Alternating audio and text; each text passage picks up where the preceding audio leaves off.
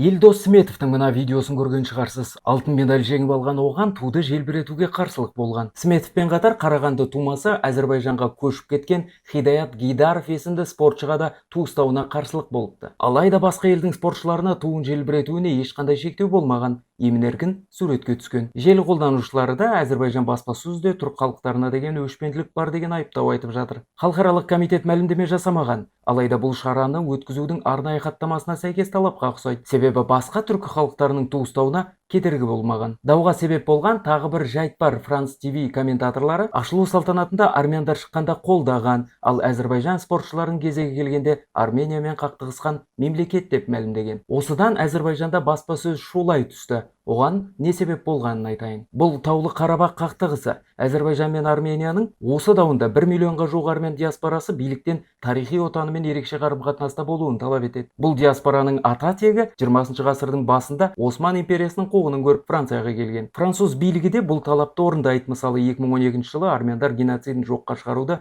қылмыс деп таныған. Ешқандай да саяси ықпал болмауға тиіс делінген Олимпиадада осындай ши шығып жатыр. Кімдікі бұрыс, кімдікі дұрыс екенін өзіңіз шешіңіз.